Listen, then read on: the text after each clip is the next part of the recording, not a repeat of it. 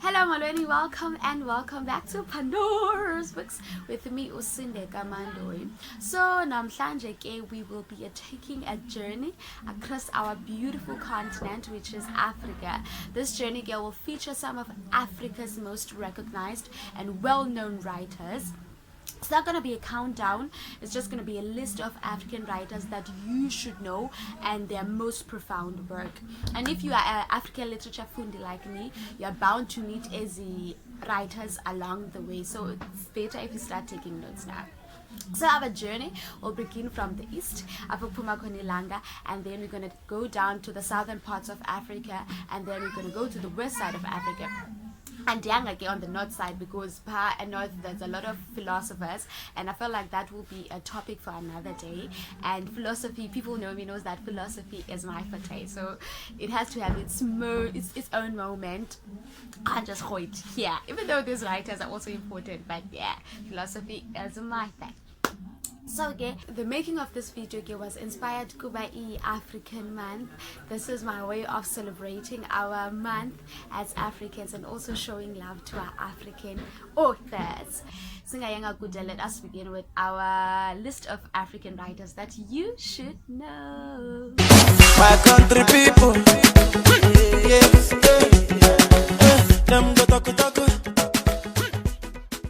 Our first writer is from the eastern part of Africa. Igama lakhe Ngũgĩ wa Thiong'o. Ngũgĩ wa Thiong'o was born in Kenya in 1938. Ezalwa under the Kikuyu tribe, a tribe that is widely known in Kenya.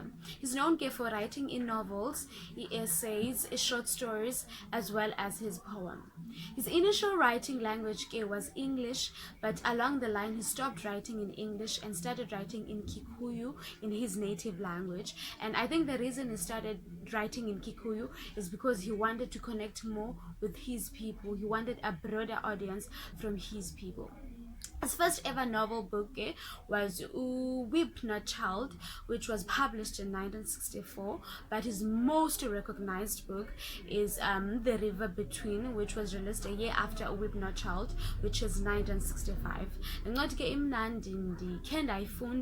And it touches on the basis of the arrival of missionaries in Kenya, and it also talks about colonialism as well as the different cultures and the diversity of cultures in Kenya.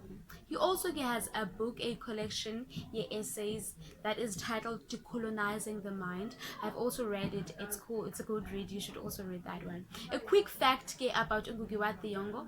While he was still a student, like some years ago, he attended a African Writers Conference, and Kule conference he met Chinua Achebe, and he asked him to read his manuscript of his Weep Not Child, The River Between. And I find that to be super cool that Chinua Achebe was one of the first people to read his work. So that is Ngũgĩ wa Thiong'o.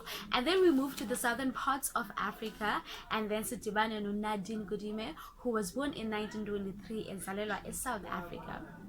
Nadine was a political activist, and her work was mostly driven by the racial issues that's in South Africa, which resulted to most of her work being banned by the apartheid government. But in 1991, she was awarded with a Nobel Prize in Literature, which was a middle finger moment to the apartheid government, a look at me now moment. Her most recognized book is Burger's Daughter, a book that I am currently reading, and I'm hoping that I will be able to come back and review it with you guys. So that's Nadine Gordimer from South Africa. And then we move to our third writer, which is Zakes Mda. Zakes Mda was born in South Africa as well. He was born in 1948. He is a novelist, a playwright, as well as a poet. My favorite book by him is Ways of Dying, but his most recognized book is The Heart of Redness, a book that was inspired by Ibali Likana Ngqawuse. I won't lie, I haven't read this book, but I am hoping that very soon I'll be able to read it and come back and share it with you guys. So moving along, we're going to the west side, and we're going to Nigeria. and we meet Chimamanda Ngozi. Chimamanda Ngozi was born in 1977. She is the youngest kule list. She is known for her feminism writings. She writes novels, short stories, essays, as well as poems.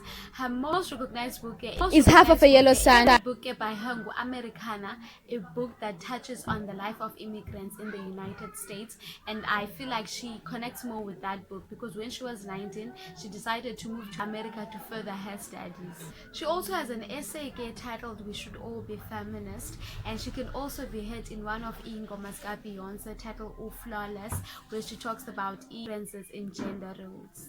Her life of writing was inspired by Chinua Achebe, who All Things Fall Apart, and I think it would be safe to say that she is the female version of Chinua Achebe. So that's Chimamanda Ngozi. Our fifth writer is also from the western part of Africa, but Ghana is from Ghana.